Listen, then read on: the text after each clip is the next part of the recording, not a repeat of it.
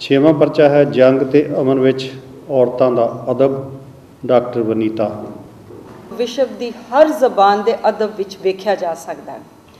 औरत के रचे अदब उत्ते विश्वास किया जा सकता है कि वह अमन की आवाज़ बुलंद कर रहा है। होर अदब का जिक्र करने तो पहला मैं 1947 बारे लिखी अमरता की उस नज़म का जिक्र करना चाहनी हाँ जो सारे पंजाबियों की जबान ते है। अज आखां वारिस शाह नूं किते कबरां विचों बोल ते अज किताबे इश्क दा कोई अगला वर्का फोड़। एक रोई सी धी पंजाब दी तू लिख लिख मारे वैण, अज लखां धियां रोंदियां तेनू वारिस शाह नूं कहण। ये औरत ही है जिन्हें 1947 के दुखांत समय वारिस शाह नूं याद किया, उन्होंने पंजाबी कल्चर का नायक बना के पेश किया। इस तरह फिर अमरता का 1947 बारे पिंजर लिखा नावल भी जोड़ा है वो इस दुखांत तो उभरती अमन की आवाज़ बनया। इस तरह कुर्तलेन हैदर के नावलों सुनी गई ये आवाज़ जंग विरोधी आग का दरिया होवे जा मेरे भी सनम खाने, या कृष्णा सोपती जो अपना नावल जिंदगी नामा लिखती है तो उदों भी पंजाब की जिंदगी की जिहड़ी तस्वीर उभरती है वह सांझी रैतल ते अमन ली आवाज़ है। कुछ होर नावलों वाल खास तौर पर इशारा किया जा सकता है जिमें Attia Hosain sunlight on a broken column विच अमन की आवाज़ बुलंद करती है। इस तरह मुमताज़ शाह निवाज़ दा हार्ट डिवाइडेड और मेहर निगार मसरूर दा shadows of time which Pakistani पक्ष पेश करदियां भी ये सब मूल तौर पर अमन की आवाज़ विच बोलदियां ने। एक होर novelist Bapsi Sidhwa ice candy man विच पारसी पक्ष पेश करती है पर उसका भी सरोकार अमन है। इन्हां नावलों विच उन्हां ताकतां नूं नंगा किया गया है जिन्हां ने फिरका प्रस्ती नाल अमन नूं भंग किया। इस तरह अतिया हुसैन के नावल दे विच जो वो गल मैं छड़ के तुहानूं होर भी विश्व दे विच आयरन डन दी fighting for peace writer guide नूं तुसीं देख सकते हो। इस तरह रिगोबर्ता मेनुचा तोम दा नोबल अमन प्राइज़ विनर क्रॉसिंग बॉर्डर्स नूं वेख्या जा सकता है। इस तरह की अमन की उभरती आवाज़ औरतों के रचे लगभग सारे ही अदब दे विच वेखी जा सकती है। कहानियां दे विचों इधर दे पूर्वी पंजाब दे विचों तुसी अजीत कौर की कहानी ना मारू नूं लै सकते हो। ਉਹਦੀ मैं तफसील च नहीं जाती जिहदे विच कि भी एक उग्रवादी घर च आके लुक जाता है तो जिहदे कि अपने घर दे विच केवल एक जिहड़ा उन्हां दा कल्ला इकलौता पुत्र हुंदा मर जाता है तो भैन है जिहड़ी वो किवें एक जिहड़ा आतंकी समझिया जा रहा उन्होंने बचाउंदी है एक ह्यूमैनिटी सेक कि भी मेरे भरा वर्गा है तो माँ नूं भी नहीं दसदी। जदों बाहर निकलदा तो पुलिस उन्हें फायर करती तो माँ भी बोलती हाय मेरे केवल नूं ना मारो। यानी कि एक उहदे अंदर जिहड़ी एक मनुखता का जज्बा है वो औरत दे सी हर चाहे वो विरोधी सुर का लिटरेचर होवे चाहे किवें दा भी पर उहदे जिहड़े मुख सरोकार ने वो अमन मुहब्बत रहिंदे ने। ऐसियां अनेक उदाहरणा पंजाबी अदब चों लितियां जा सकदियां। दलीप कौर टिवाणा के नावलों चो कहानियां चो शरण मक्कड़ सुखवंत कौर मान बलविंदर कौर बराड़ बैठे हुए ने या वीना वर्मा जिन्हों कि बड़ा दबंग कहानीकार कहा जाता वीना नूं पर उहदे भी जिहड़े सरोकार ने वो मुहब्बत और अमन ही सानू मिलते हैं। इस तरह पाकिस्तान दे विचों सतनाम महमूद की कहानी जंग या कहकशां मलिक की तीला ते भंवर फरखंदा लोधी की सब कूड़े खालिदा मलिक की कहानी कुख की अग या परवीन मलिक की चुप का पैरा खास तौर पर जिक्रयोग हैं जिसका संबंध दुखांत तो जुड़े आदर्श नाल है।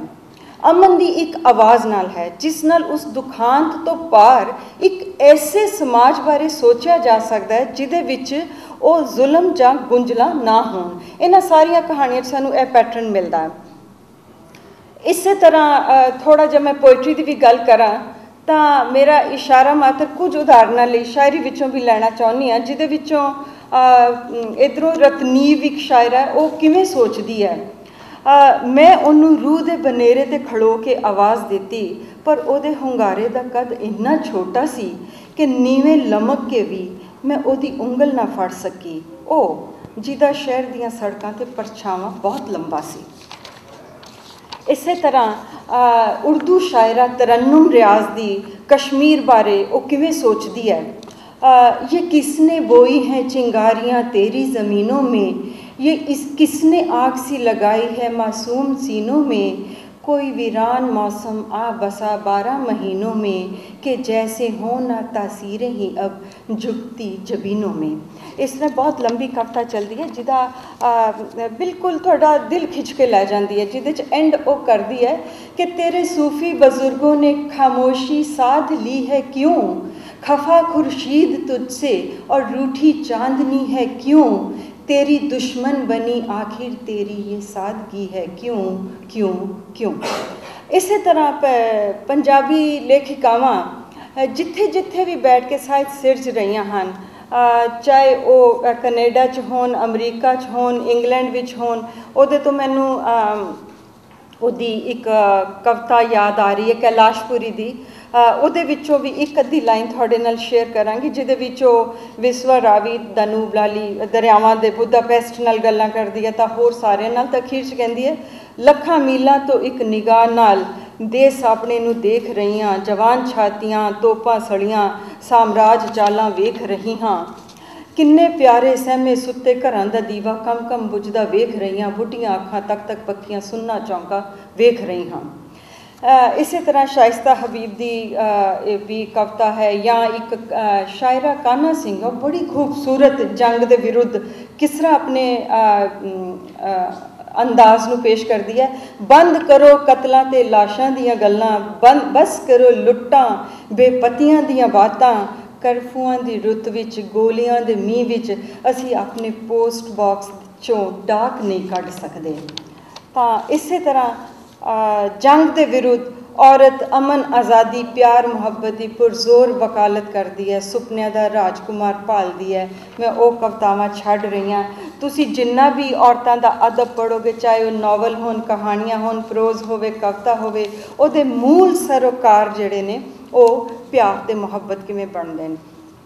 औरत अमन की तलाश केवल राष्ट्री या अंतरराष्ट्री सरोकारां विच ही नहीं करती, सगों उस समाज सभ्याचार के कण कण दे विच अमन की तलाश करती है, क्योंकि उसनूं सब तो वध परिवार अते होर समाजिक रिश्तियां दे जिहड़े हालात ने उन्हां दा फिक्र हुंदा है। वो नहीं चाहती कि किते भी इस किस्म का अमन चैन भंग होवे। इसलिए उहदी कविता, उहदी कहानी, उहदे नावल हर समय अमन अते प्यार के पैगाम नाल जुड़े हुंदे हन। वो तो जदों मर्द के खिलाफ, क्योंकि जदों औरतों ने बहुत देर नाल लिखना शुरू किया तो अमरता या हरनाम कौर या पीरो शायरावां जिहड़ियां एक आवाज़ बन के उभरियां, इस तरह सारे मुल्कां दे विच औरत का जिहड़ा अदब है बड़ा बाद दे विच आया, लेकिन उन्हां दे सरोकार जिहड़े है वो मुहब्बत ही रहे, प्यार रहे ते जुड़ना रहा, अमन रहा। वो तो जदों मर्द के खिलाफ भी बड़ी रैट्रिक कविता लिखी गई, लेकिन वो जदों मर्द के खिलाफ भी जंग लड़ती है तो वो जिस किस्म का एक सहज जंग लड़ रही होंदी है, उहदे विच अमन चैन ते प्यार वाला रिश्ता ही तलाश रही होंदी है। यो अमन ते मुहब्बत उसकी कविता ते लिखत दे मुख चिहन, उसके अदब के मुख चिहन बन जाते हैं। मैं अपनी ही एक छोटी जी कविता मेरी जंग नाल इस गल नूं समेटना चाहांगी। कविता है, मेरी जंग आदमी नाल नहीं, उसदे मस्तक च बैठे फुंकार दे सप नाल है, सप दे डंग नाल है।